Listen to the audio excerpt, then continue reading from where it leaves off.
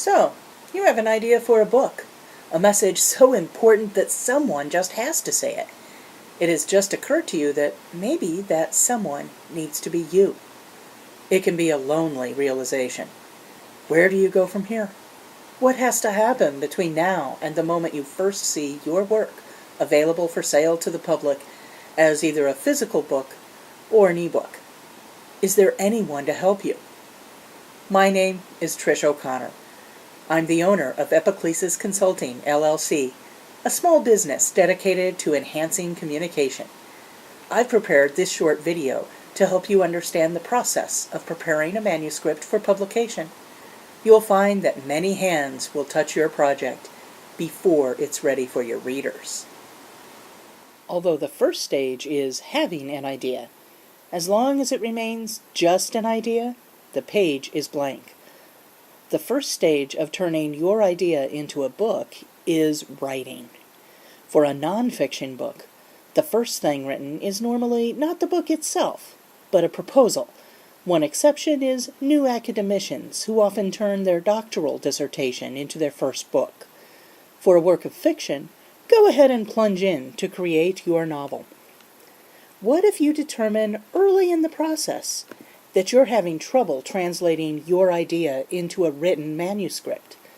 You may want to consider hiring a ghostwriter. A ghostwriter composes the text of the manuscript while your name appears on the cover as the author. In a real sense, you are the author, because the impetus for the project, and to some extent its content, comes from you, while the ghostwriter performs the skilled labor of producing a clearly written manuscript to communicate your message. Ghostwriting is a somewhat sensitive topic, but should not be cause for embarrassment. Many legitimate reasons may lead an author to seek a ghostwriter, but they all come down to having something important to say, while recognizing that for whatever reason, you are not in a position to create the best way of saying it. Whether you employ a ghostwriter or do the writing yourself, you may choose to consult a developmental editor. Not every book has a developmental editor. Developmental editing, also called content editing, gives input on the actual content of the book and helps the author to create a manuscript that flows logically and performs its intended function for its target audience. Although the developmental editor normally takes a broad view of the work as a whole, comments may range from sweeping observations to fairly specific suggestions. For example, in a work of fiction, the developmental editor may point out that a particular character's actions are inconsistent, or that a specific scene seems unnecessary. In a nonfiction work, the developmental editor may suggest changing the order of the chapters, or may even suggest that the evidence presented does not support the book's thesis. This editor should be involved as early in the project as possible, even before the manuscript is submitted to publishers, because implementing such suggestions can involve a total rewrite of the manuscript. Although a developmental editor may mention mechanical issues of style or grammar, especially if they recur often, such details are normally left for the copy editor later in the publication process. An author seeking publication through any but true independent self-publishing will normally make a submission to an acquisitions editor, a person who determines whether a particular work is a good fit with the needs of the specific publishing house. In the case of nonfiction, the submission is usually a proposal. In the case of a novel, especially for a previously unpublished novelist, the submission is generally a complete manuscript.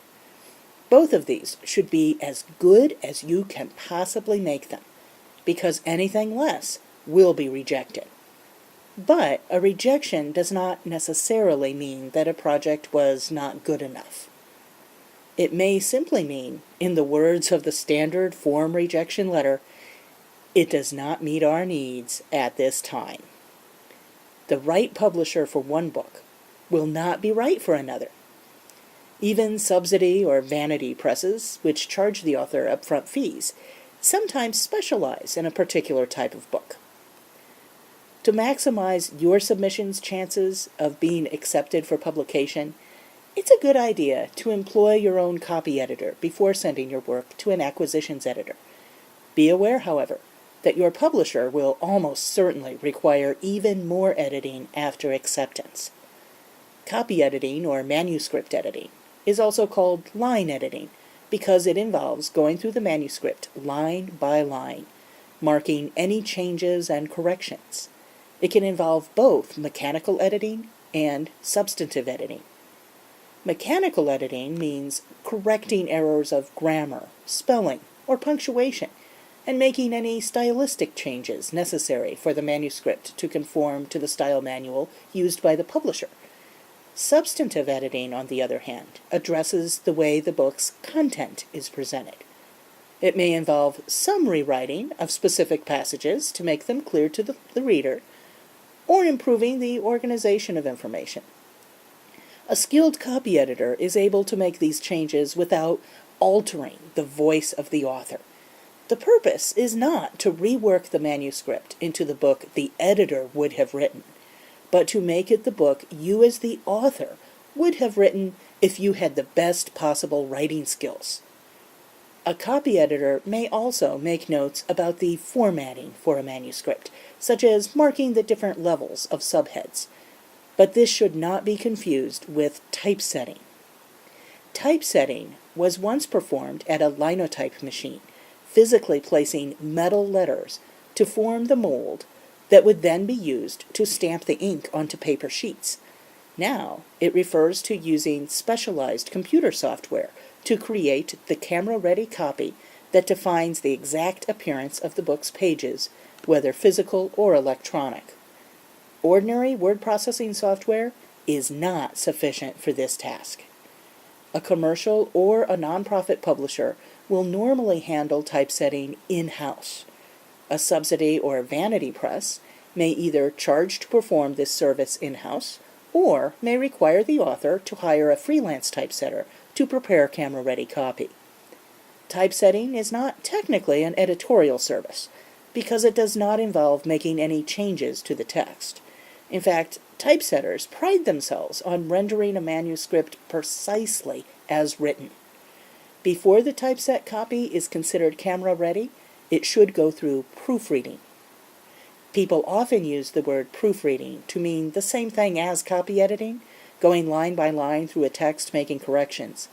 In publishing, however, proofreading has a very specific meaning, comparing the final edited draft of the manuscript with a copy or proof of the typeset version to assure that the text has been faithfully rendered into camera-ready copy. All errors will be noted and sent back to the typesetter for correction. Many authors try to save money by doing their own proofreading. Certainly, you should read the typeset proofs. However, if possible, it is desirable to have fresh eyes do the actual proofreading.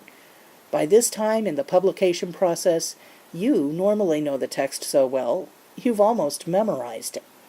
It can be all too easy to see, or think you see, the words that are supposed to be on the page, rather than the ones that really appear. Many nonfiction books can benefit from the addition of an index to help readers find various topics. Software applications that merely prepare a concordance of key words without human intervention rarely, if ever, produce an index that will actually be helpful to your reader. Most writers are too close to their own project to prepare the best possible index. Instead, if you determine that an index should be included, it's worth investing in the services of a professional indexer. The decision about whether to include an index should be made early in the project because it will affect both the time and the money to be budgeted. It is best to allow at least 2 to 3 weeks for indexing, which cannot begin until proofreading is complete and an absolutely final typeset version of the text has been created.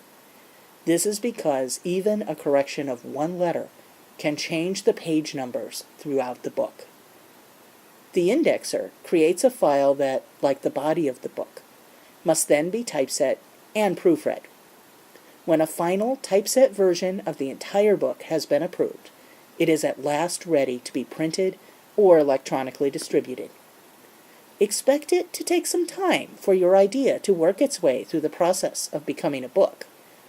Publishers operate on a scale of months and occasionally years, not days and weeks. As you have seen, many hands have touched a book by the time it is ready for publication. A writer or ghostwriter, perhaps a developmental editor, an acquisitions editor at a publishing house, a copy editor, a typesetter, a proofreader, and sometimes an indexer. Often, the same person may perform more than one of these roles, but publishing a book is never a one-person job. Each of these tasks, except acquisitions editor, may be performed by a freelancer rather than an in-house employee of the publisher. Remember that typesetting is its own specific skill, often performed by a different person from the strictly editorial tasks. The remaining tasks are available on a freelance basis from Epiclesis Consulting, LLC. I hope you'll visit my website, epiclesisconsulting.com, to learn more about the ways I can help you communicate your message. Remember, Epiclesis Consulting is all about enhancing communication, especially in the areas of philosophy, theology, and spirituality. When you have something to say about the things that are most important, I can help you say it in the most effective way possible. But no matter what editorial professionals may be involved in bringing your idea to fruition as a book, I wish you success.